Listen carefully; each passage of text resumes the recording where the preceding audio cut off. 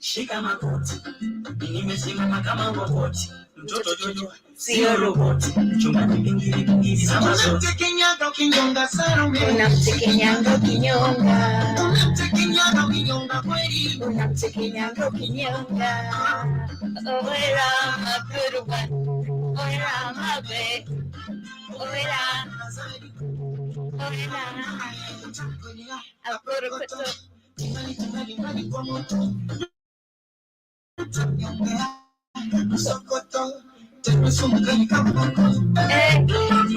Yananipa shida, shida mama.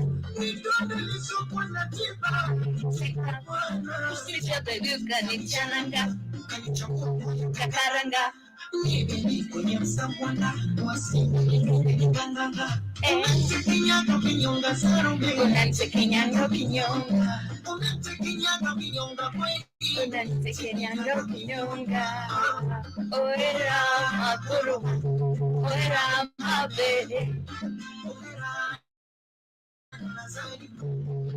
owera mabe, mwiza kunyang'anya.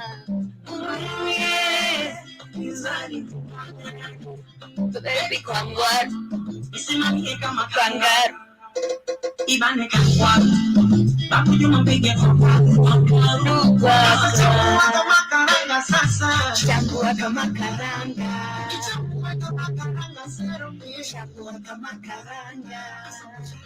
Washa, wakati, washa, wakati, songa, ugali songa, songa, wakati, wakati, wakati.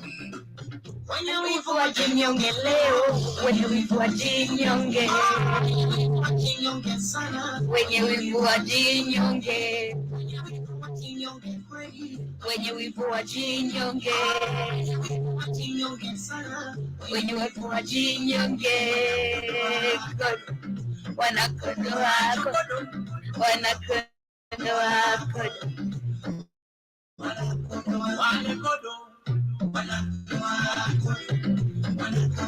ukinyonga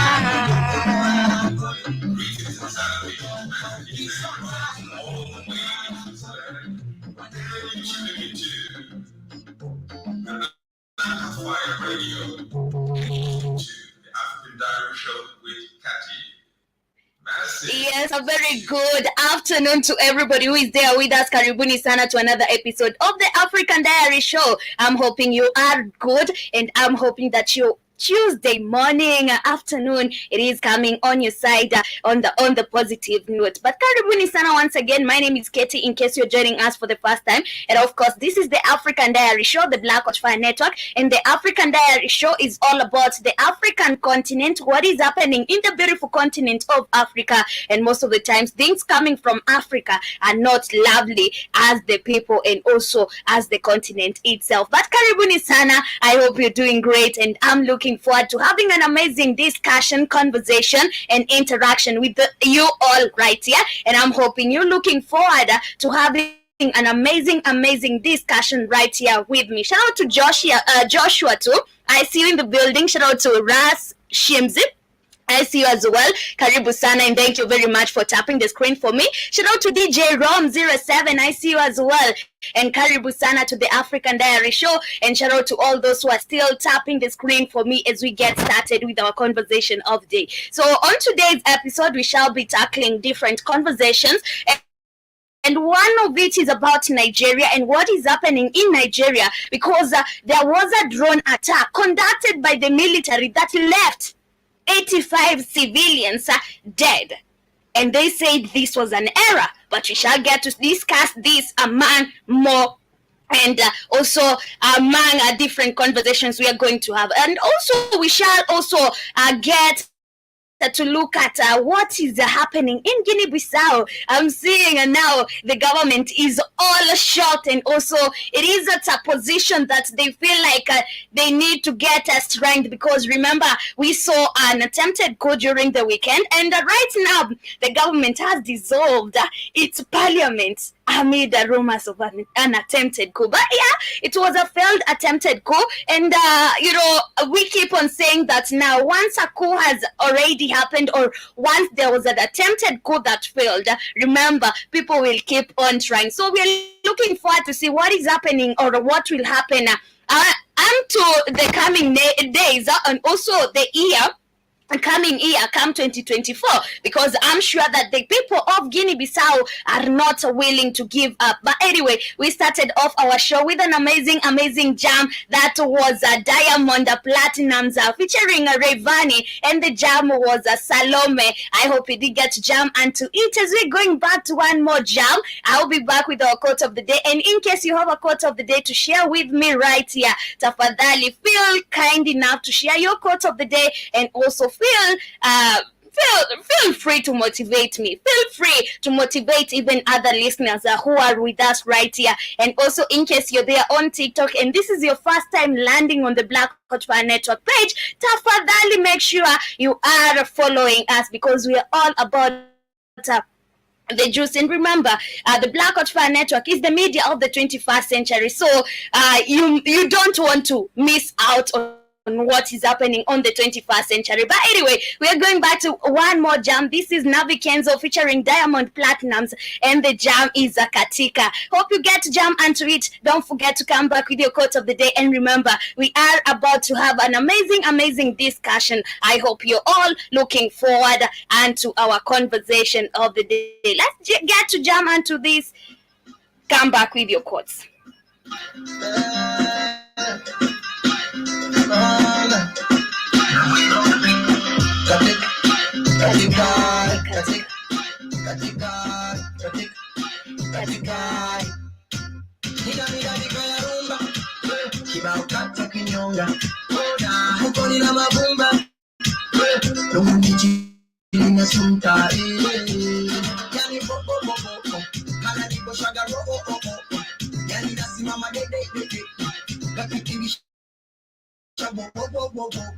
That's only one time. Neno peji kunata. Tena jifunge na data. Sio za kibao kata. Dance for me one time. Neno peji kuta. Jifunge na data. La la la la la la.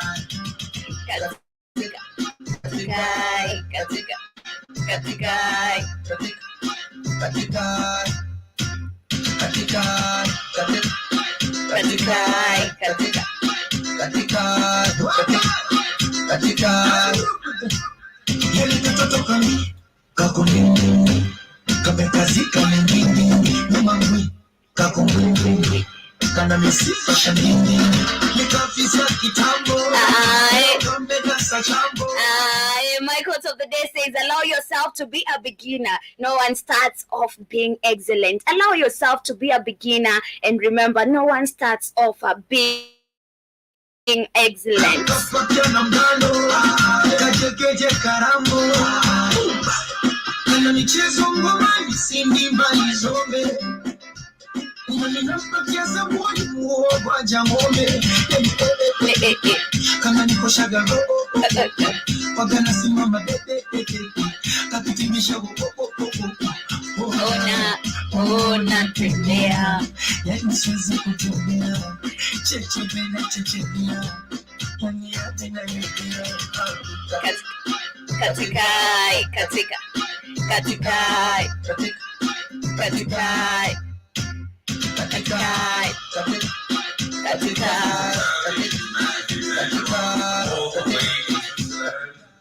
And you're tuning into the Black House Fire Radio, and you're listening to the African Diary Show with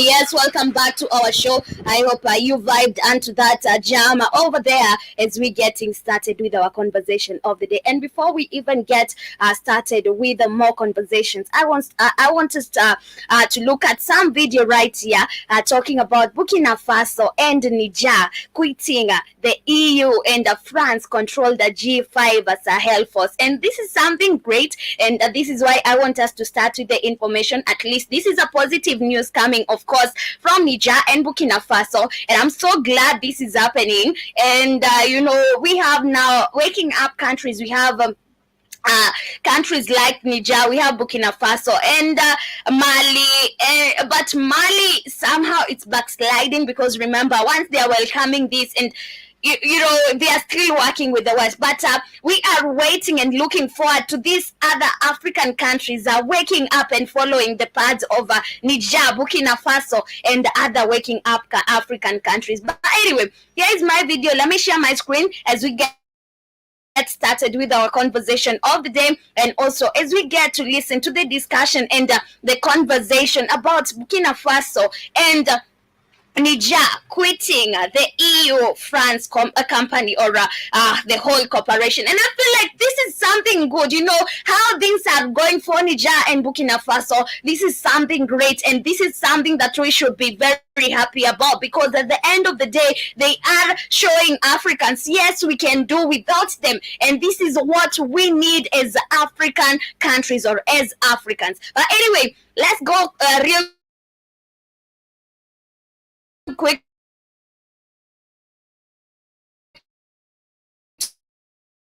to our video. We started with our conversation. Buffering? Okay. Oh, there it is. Burkina Faso and Niger to quit EU, and France made G5 Sahel force. Burkina Faso and Niger have followed Mali in announcing they are to withdraw from an international force known as the G5 that was set up by France to fight Islamists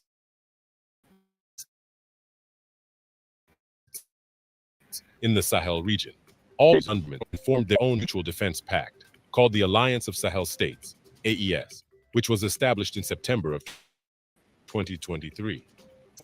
Chad and Mauritania main the G5, whose military deployment is largely financed by the European Union. A statement from the military-led governments of Burkina Faso and Niger was critical of the G5 force, the nation's desire for... Oh, you guys can't see my screen. I don't know if my... Okay, I bet my internet is buffering and I have to restart the video once again. Okay.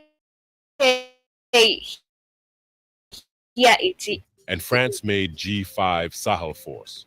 Niger held in announcing they are to withdraw from an international force known as the G5, that was set up by France to fight Islamists in the Sahel region. And remember, like I was talking about yesterday, Kenya's troop, or the Kenyan government withdrawing its troops from DRC. And I was like, okay, this is something that is good because it is in the best rule for Congo. You have been there for decades, but what have you seen, or what have you done? What are the impacts you brought? There is no peace. The country is still under terrorism, and there's nothing we can say that you did to curb the insecurity and also terrorism in that area. So I believe they should all withdraw. They should all leave that country. And for a fact, we know very well these people, they are the ones causing this terrorism, because you cannot tell me you are military sent by maybe the French government or whomever sent you under the rule of UN, and also under UN-backed mission, the ECOWAS and everything, but you just come and maintain. There's no peace you're coming to keep. There's nothing that you've done for the longest time. So what have you been doing, and what is your impact, or what is the need of having you in my country? Since you're not even able to serve the duty we gave to you, why are you in my country at first? So I believe this is for a good thing, or this was for the best. And these people need to live, not only in Niger, not only in Burkina Faso, and I'm so glad they left Mali a long time ago, but also they need to live everywhere they are in Africa. They need to go. They need to disappear, because at the end of the day, these are the same people. We keep on talking about putting our people in slavery. Those people are the ones coming here, overtaking mine sites and conducting illegal mining, and people end up dying there. But you, as a miner who was employed by the illegal owners, you are the one on the wrong. And this is so bad, but at the end of the day, I'm so glad that this is happening, and I'm so glad that Burkina Faso and also Niger has taken this move, because remember, this is for the best of the people, or for the interest of the people of Niger and Burkinabe people. And at the end of the day, we are going to see positive impact of this, because tell me why we have these people over decades in your country, but you're not seeing any coming over or any stop of the terrorism. They are actually the terrorists. If you get to think about this deeply, they are actually the terrorists, because tell me, they are in the area, or they are here to curb insecurity and terrorism, but they are never the ones attacked by the terrorists. It is always African troops. It is always the country's troops, or the citizens, the civilians. So why is it that they are the ones who are in a foreign country on a mission to keep peace, on a mission to curb insecurity and terrorism, but they are not the ones who get attacked? It is always the country's army, the country's troops, because they are actually the terrorists. Have you ever thought of this like that? They are actually the terrorists. But anyway, shout out to Patson, shout out to Rihanna, shout out to Joshua too, and shout out to Wiscoman in the building, Scorpio Ninja, I see you in the building, Nelly Nyamboke, thank you very much for joining us, and to all those who are just joining us, Karibu Sana Aaron, and to all those who are just joining us. In case you're wondering what we're discussing right here, we are discussing a move done by Burkina Faso and Niger to quit EU and the France-controlled G5 Sahel force joining Mali. And this is something that is positive to report and start off our conversation with, because at the end of the day, this is going to be bring more stability in our countries. And remember, at the end of the day, the more we don't have these people in our country, the more our countries are developing. Yeah. The more we don't have them in our countries, the more we continue growing on ourselves. But anyway, we move on. We continue with our video as we continue to listen to the whole discussion, or to the whole video, and also as we get different points from the video. Three countries are run by newly freed governments from French control and have formed their own mutual defense pact called the Alliance of Sahel States, AES, which was established in September of 2023. For now, Chad and Mauritania remain in the G5, whose military is largely financed by the European Union. A statement from the military-led governments of Burkina Faso and Niger was critical of the G5 force for failing to make the Sahel region safer. It also suggested the anti-jihadist force undermined the two African nations' desire for greater independence and dignity, and was serving foreign interests instead. This means France's usage of the G5 dramatically deteriorated. The French deployment in the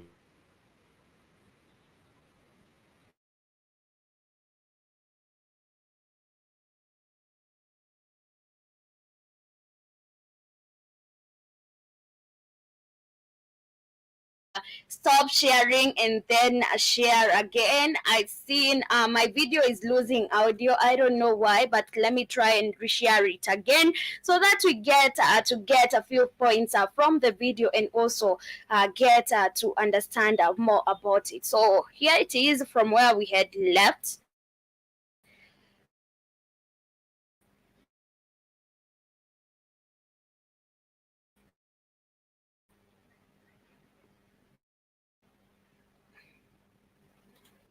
We get to continue. I see Aaron is here, and Aaron is asking, is it good for a country to cut off another in need? Okay, for example, give me an example, but I believe as Africans, we're not supposed to cut each other off. You know, I believe as African countries, we're supposed to work together. We're not supposed to work with foreigners. We're supposed to work together as African nations. So if we tend to cut each other off, that is now hindering our unity. We're not united, and this is now what is hindering our unity in Africa, because most of the time you find that Uganda doesn't want to work with Kenya, or there's a rivalry between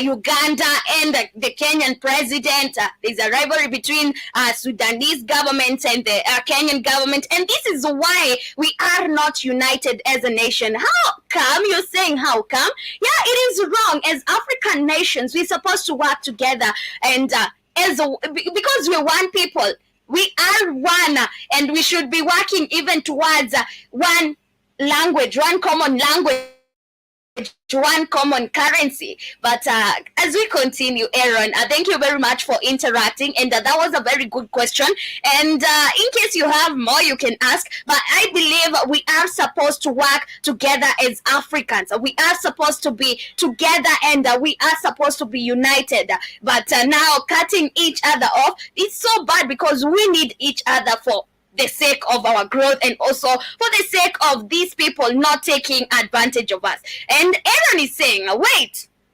France is the country we are cutting off. How come? Yes, France is the country we are cutting off. How come? Because these people are, these people, they are, they have grown enslaving us.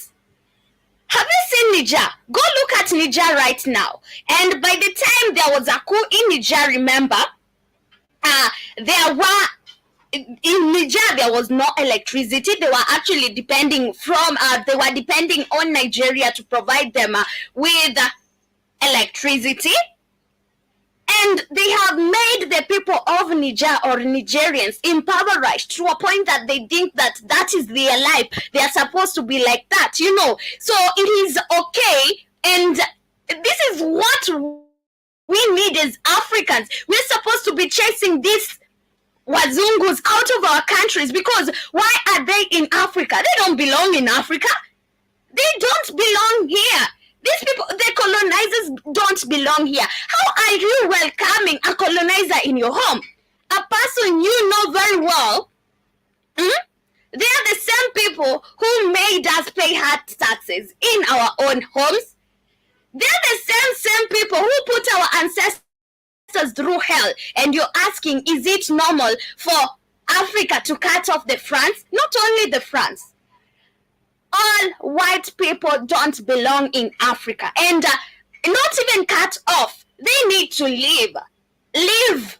We don't need to cut them off. We need to tell them, pack your bags and go. That is what you're asking. If that is what you're asking, they need to leave. They don't even demand being told politely, leave. They need to be chased out like dogs. You saw the way Idi Amin did to the Indians in Uganda. The same way. They need to be chased out like dogs. But I see you're saying, how about their people, their citizens? What about them? They don't belong in Africa. White people don't belong in Africa. They don't belong here. So they need to go. The normal person. Who is a normal person? A Caucasian is never a normal person. Those people, they are not like Africans. They are not African people. We cannot say that they are normal people and welcome them while they know very well they are here to put us or keep us in poverty, enslave us, and diminish us, and overtake even our countries. We cannot treat them as normal people. And this is why Africa is never growing, because we have normalized worshipping them, bootlicking them.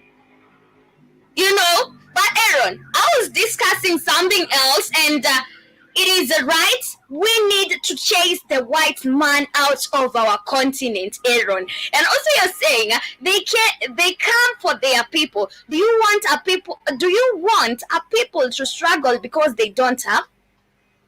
They come for their people. What do you mean? I don't understand you. Hi to you too, Nashville. I don't understand you, Aaron, because I believe they don't belong here. They can go in France. They can live in France, but not anywhere in Africa. They belong to France, to wherever they are at, but not in Africa. Yeah. If that's what you're saying, or if that's what you're asking, I don't care about the white man. I don't care about how they are living. That is none of my business. As far as they are not in Africa, I believe that's none of my business. But anyway, let's get to finish up with this video so that we get to other different matters.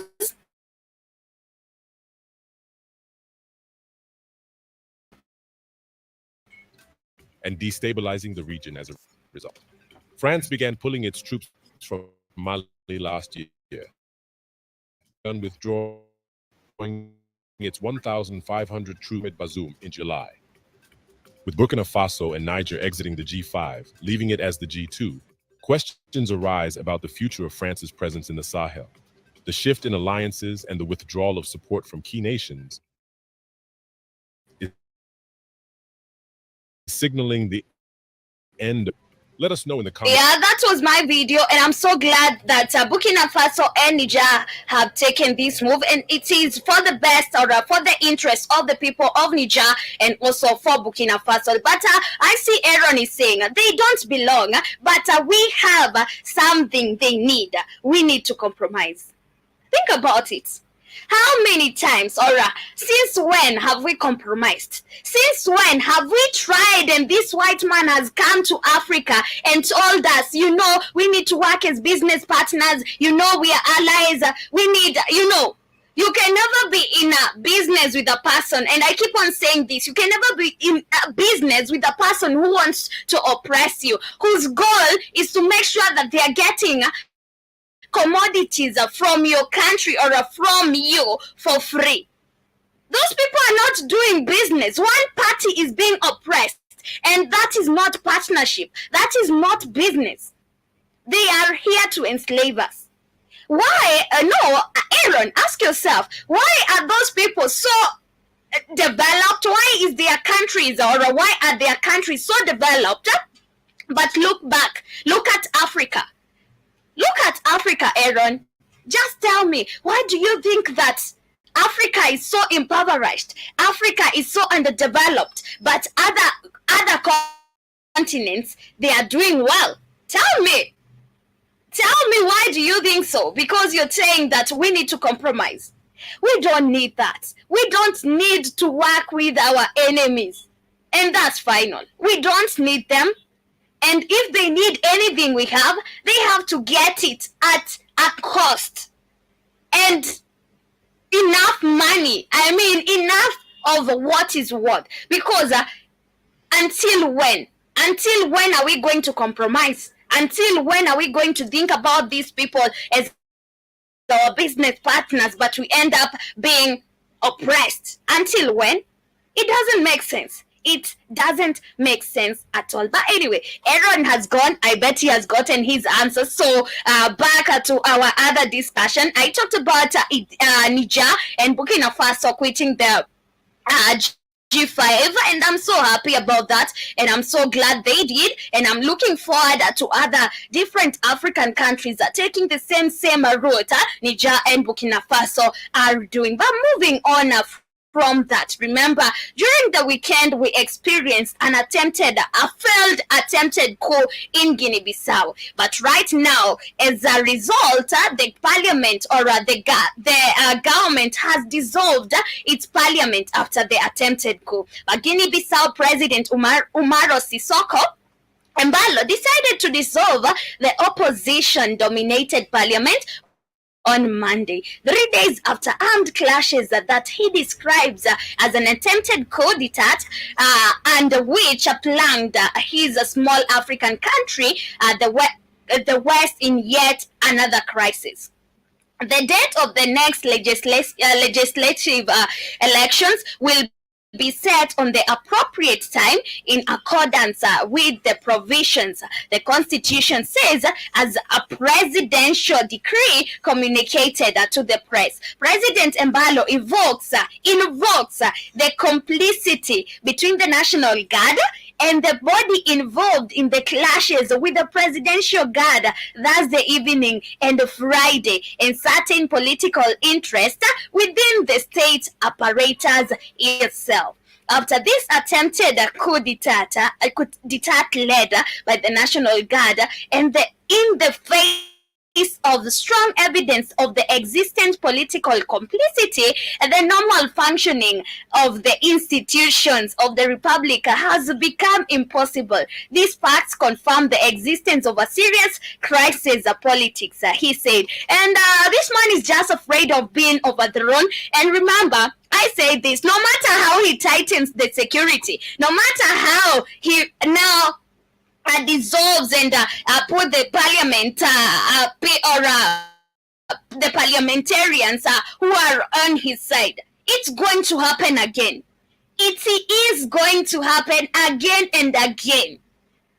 At this point, we know that these people, to a point that they are conducting coup, we know they are already tired and they are not afraid of anything. So they are going to try it again and again and again. No matter how many fails they are going to encounter, they are going to try again and again and again. And also we saw even the Cameroonian government also dissolved its military. And I was like, no matter what you're going to do, if there's a coup coming, if you have to be overthrown, let me tell you, my brother, your days are numbered on being a puppet. It has been too long. You have kept Africans impoverished, and your time to go is now. Your time to go is here. Bala might strengthen his parliament and everything, but at the end of the day, look at now the angered and hungry Guinea-Bissau people. They are so angry. They are full of rage. They have noticed and realized that this person kept us in poverty for the longest time, and he has not been doing anything about it. He just wants to keep us enslaved. He just wants to keep us in poverty. But shout out to Sammy. Hello to you too, Samsi. Thank you very much for joining me. And I feel the pain of these people, and also you can tell the rage. You can tell people deciding to go to a coup. They have had enough. They are even not afraid of anything at that point. I bet, to a point that people are like, let's go now. It's time. These are people who are tired. These are people who feel like they have nothing else to lose. but they must fight for the coming generation. This is how I see it. Most of the time, it's for the coming generation. Probably they're not even fighting for themselves. They are securing the future of the coming generations. Because remember, we keep on saying our parents failed. Our parents failed to bring the revolution. But don't you think that it's time for us to bring the revolution? And what is happening in Africa right now is the young people who are leading the revolution, and the revolutionary journey that is beginning in Africa is always fueled by the young people. So I believe that even if I go there to fight, even if I go there to change and overthrow the president, I might not be doing this for myself. I might be doing this for the coming generation, because this generation of being oppressed is enough. It is enough. We need to get tired of this, and we need to break the chains of being impoverished and feeling like it's okay to be in poverty. We need to break the chains of poverty in Africa. Africa needs to grow. We cannot keep on saying that Kenya is a third world country. We cannot keep on saying that Tanzania is a third world country. Until when? We need to break these chains. We need to, we need to overthrow these people and start now a country with the real democracy, with the right people, with the right leaders. And I believe this is possible. It is possible if it is happening in Burkina Faso, if it is happening in Niger, it is possible everywhere else in Africa.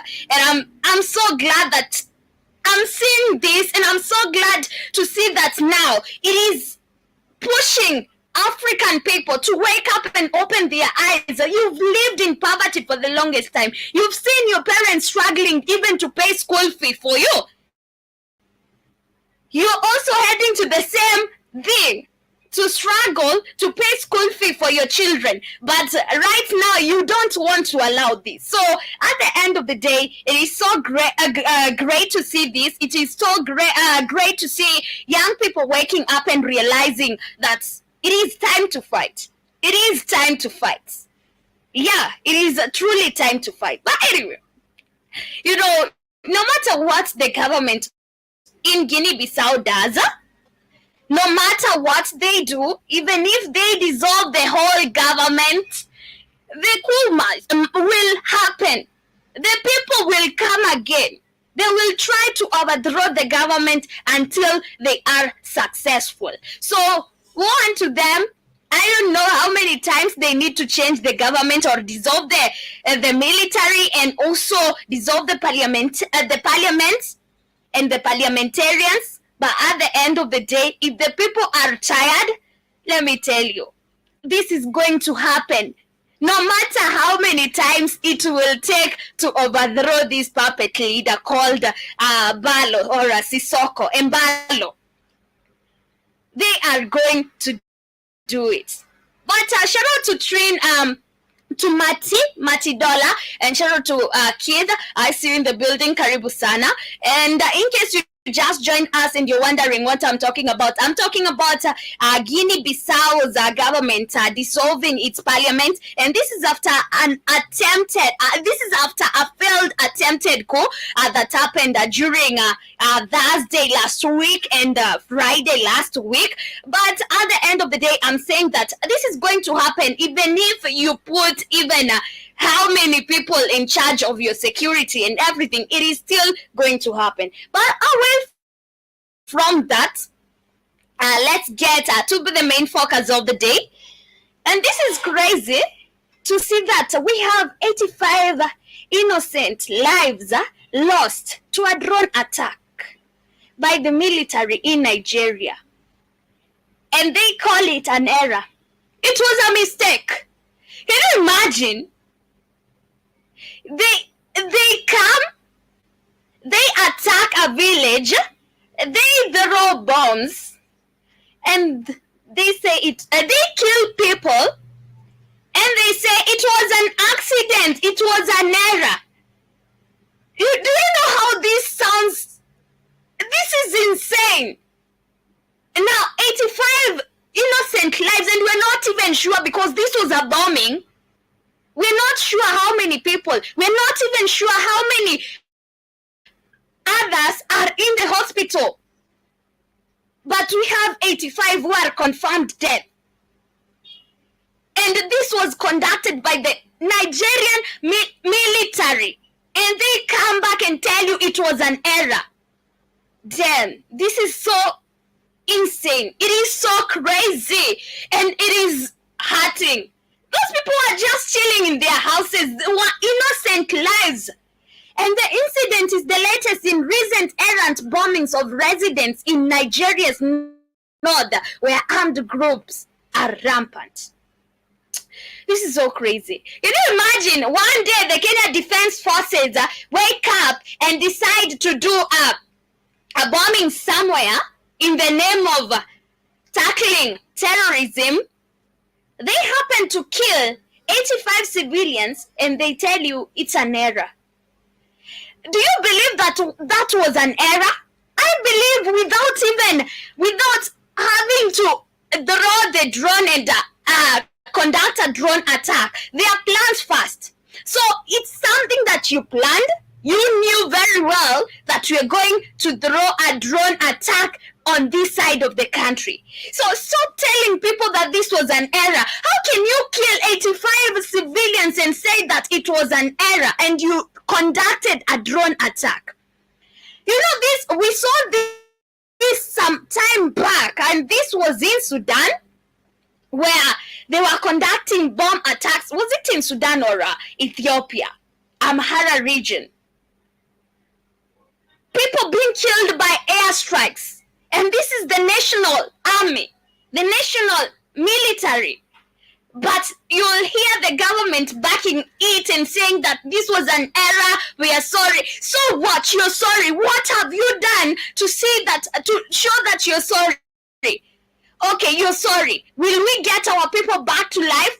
We will not. Those were innocent people. What did they do while dying?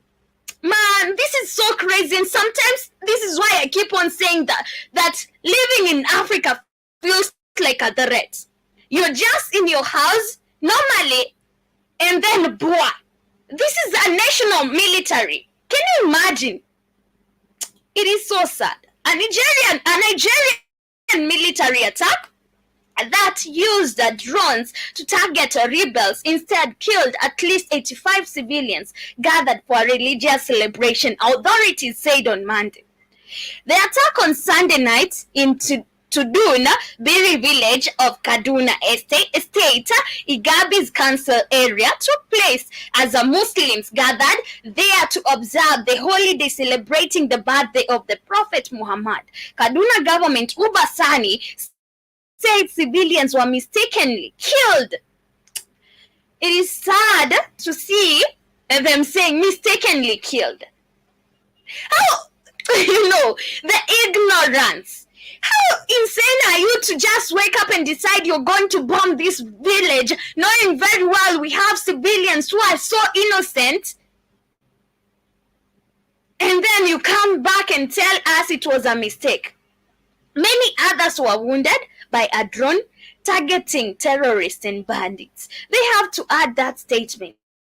You are not the target, my people. You are not the target. It is so sad. Imagine, it's so sad. The National Emergency Management Agency said in a statement on Tuesday that 85 dead bodies have so far been buried while search is still ongoing. Meanwhile, Amnesty International's Nigeria office said 120 people were killed in the attack. So we even don't have the actual number of the dead people, citing reports of its workers and volunteers in the area. Many of them were children. Imagine. Many of the people killed were children. It is very okay to conclude that this was a mission. It is very okay to conclude that, because you just don't wake up and decide today you're going to attack this area and you just go. It is very okay to conclude that this was a mission to kill these people. Many of them were children, and more dead bodies are being discovered. Isa Sanusi, the group's director in Nigeria, told the Associated Press. At least 50 bodies were recovered, according to Igabi resident Mustafa Rufai. They said they mistakenly threw a bomb on them. So we're supposed to believe that you mistakenly bombed these people. He's so crazy. And before you even throw a drone attack or a bomb attack, you have to look at even the area you are bombing. So this was a target. Hi to you to Elnet. They targeted these people. They killed them.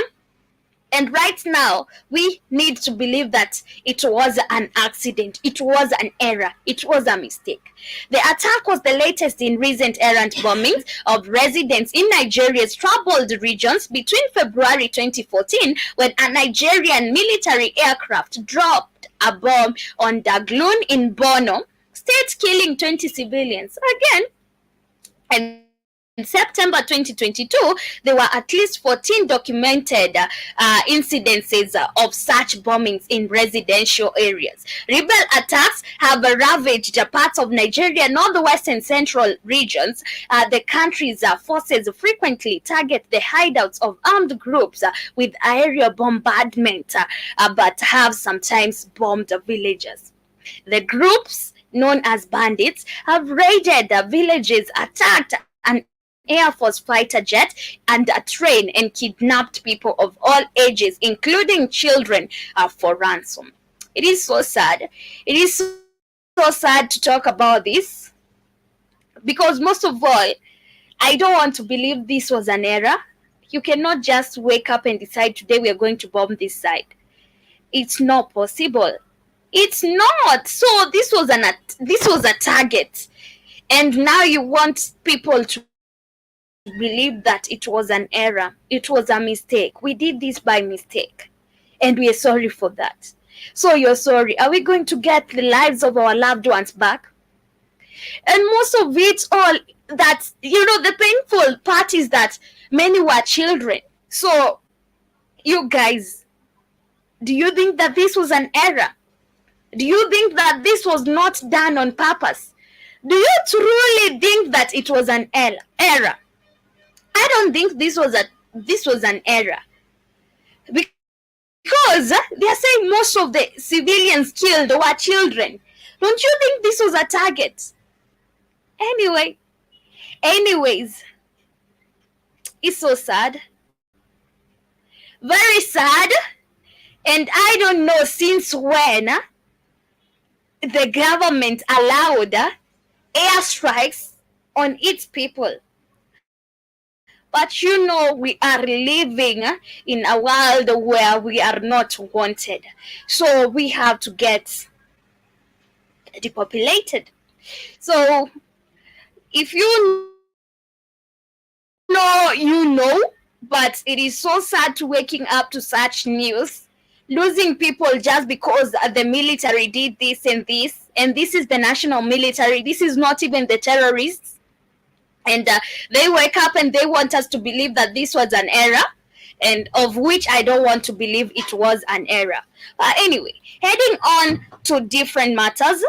This is in South Africa, and it is about 144 children unaccompanied children from Zimbabwe that have been intercepted in South Africa.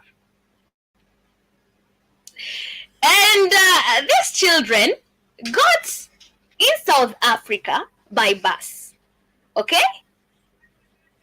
These children didn't have any documents.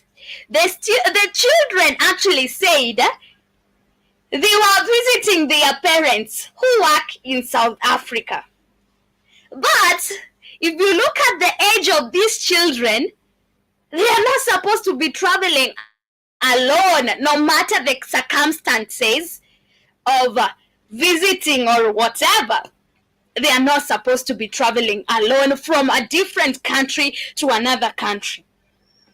South African border officials say they have intercepted a group of more than 440 unaccompanied children who had traveled from Zimbabwe. The Border Management Authority said the children are all aged under 8. So tell me, how is a child under 8 years traveling from Zimbabwe to South Africa in the name of, I'm going to visit my parent who works in South Africa? Does that make sense to you? Child trafficking. And it is a full bus of children under the age of 8 traveled on dozens of buses on Saturday. This is an incident of child trafficking. It added that they were without parents, guardians, and the permission letters required by law. So what is happening right here? What can you conclude from even the few lines I've read for you? This is child trafficking. And it is so crazy because the driver of the bus should be arrested. The drivers of the buses, because how can you carry a whole bus full of children under the age of 8 in the name of they are going to visit their parents who work in South Africa from their country? Remember, these children are from Zimbabwe. They boarded a bus from Zimbabwe. These are children under 8 years from Zimbabwe to South Africa. So tell me, even the communication, or how do they know that their mothers or their parents are in South Africa? That story doesn't make sense, and this is children trafficking. Report says that the children were visiting parents who work in South Africa. On social media platform X, the BMA said officials stopped and searched 42 buses at the Beit Bridge border post and found 443 children under the age of 8 who are traveling without parents or guardians being trafficked into South Africa. We denied them entry and activated that Zimbabwean officials to process them back into Zimbabwe. But what if they are working together with whomever is trafficking these children? Because I also still don't get even how these children were able to pay for transport. It means that the person who is even driving the bus, the person who is the conductor of that bus, is also questionable. And as a driver, how do you carry children, 443 children, I believe they were in different buses, without even the consent of their parents, without even the knowledge of? I know that their parents are right there, and I need to go and visit them. It is so crazy. And it doesn't make sense for me. It doesn't make sense for me. This is children trafficking, and those people should be charged accordingly, because I don't believe you can carry children in your bus. How are they even paying you? How are you earning? Because you're a driver. You need to earn from the public transport. And over 1 million Zimbabweans live and work in South Africa, and it is believed the children were going to join their parents for Christmas holidays. It's a lie. It's a lie. However, the bus drivers told authorities the children were traveling to sport events. So they are lies. It doesn't add up. So one is saying that these children are going to meet their parents. The other person is saying that these children are going for sports. This is a whole scandal or a whole cycle of children trafficking, of which doesn't make sense. It doesn't make sense. The chairperson of Africa Diaspora Forum, which represents foreign nationals living in South Africa, said some of the 443 children were traveling with their grandparents. Right now, the first statement says that these children didn't even have guardians on board. So right now they are traveling with the grandparents. It doesn't make sense. Mabena told this YouTube channel that parents of these children had contacted him with this information. This explains why the Zimbabwean side of the border, they were cleared, he said. No, this is a whole cycle of children trafficking, and it's more than we even think, because one, the person who is saying that I have contacted, we need proof. You've contacted 143 parents to make sure that these children are going to their parents. But why are you saying that these children are still going for a sports event? Because it doesn't make sense. One person is saying they are going for a sports event, the other person is saying that they are going to see their parents. It doesn't add up, and this is a lie. He said, never give your children to a stranger. Let us be responsible parents and not put our children in a difficult situation. But also look at the age. Why do you think that now they are only under the age of 8? It doesn't make sense. It doesn't make sense. I believe those parents who are working in South Africa and their children are in Zimbabwe, they have children of all ages. But why is it only children under the age of 8? It doesn't make sense. This is a whole children trafficking syndicate and needs to be investigated. And it's so sad that those children are going to be trafficked, because they have already passed. They are already in South Africa. We don't know what is going to happen to them in South Africa. And remember, there was a case of child trafficking. It was yesterday, still in South Africa. I bet this was yesterday. Let me check right now. I bet this was yesterday, still in South Africa. So we don't even know. We're not even sure what is going to happen to those children. But at the end of the day, the government is facilitating and allowing this to happen. It is so crazy. It is so sad. And also to see now the target is the young children. The young children in Africa. It is so sad. And just like the way I told you, we had an attack of, we had 85 people killed, civilians killed in Nigeria. And you saw, according to the number, most of the people killed by the bomb attack, they were children. So there's a heavy thing that is going on with the children. And actually, they are trying to start with the children first. Because I'm saying it was yesterday. Yes, there were 33 trafficking victims found in a house. And most of these victims, I believe, they were not older. There were 33 male victims found crumpled in the house, and one suspect was arrested. And this was in KwaZulu-Natal. This is in South Africa. So we don't know. We're not sure what is going to happen to those children. At the end of the day, I'm hoping that somebody is going to come to the rescue of those children. And this is so crazy, but our governments are corrupt again. It is so crazy, but our governments are corrupt. They are the ones facilitating all this to happen. Shout out to Richie Spice. You came in and thank you very much for joining us. Better late than ever, but anyway, than never.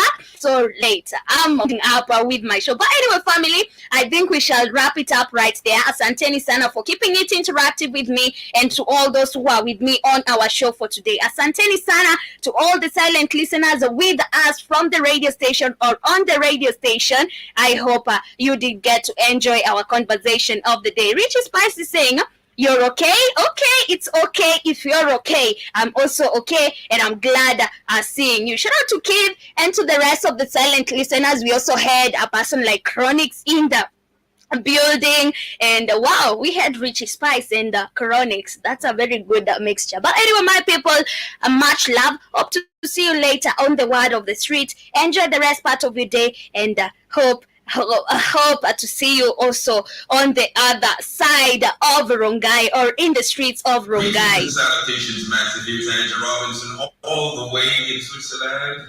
And you're tuning into the Black House Fire Radio. And you're listening to African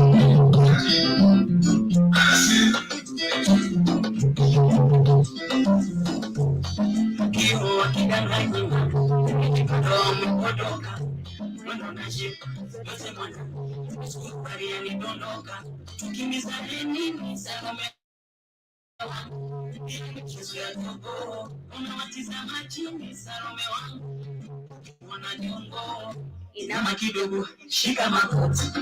Nimesimama kama roboti. Mtoto Jojo, sio roboti. Mtekenyanga kinyonga Salome. Mtekenyanga kinyonga. Mtekenyanga kinyonga kweli. Mtekenyanga kinyonga. Oera kuruka. Amabe. Oera maseri. Aprokoto, tikali kwa moto, sokoto,